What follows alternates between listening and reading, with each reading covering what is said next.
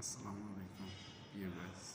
আমি লাইভে আসাটার উদ্দেশ্য হলো যে দেখেন, আমরা বাংলাদেশ স্বাধীন স্বাধীন বলি। আমরা বাংলাদেশ স্বাধীন করলাম, ঠিক আছে, 2024 সালে, কিন্তু আমাদের জাতীয় সঙ্গীত চেঞ্জ হয়ে যাচ্ছে। কিন্তু আমাদের দেশে অনেক কিছু এখন চেঞ্জ হয়ে যাচ্ছে, কিন্তু এটা কি ঠিক বলেন? আমরা কোন দেশে বাস করি বলেন তো? আমরা কি কোনো মেধাই নেই আমাদের ভিতরে? কারণ সরকার যে সরকারই আসুক, আমরা চাই না যে কারো নামের কোনো জিনিস চেঞ্জ হোক। আর এই যে ভাঙচুর করতেছে, এটাও কিন্তু আমাদের দেশের লস, আমাদের পৈতৃক সম্পত্তির লস হইতেছে। আর এগুলো না করাটাই ভালো মনে করি। তবে নিরপেক্ষ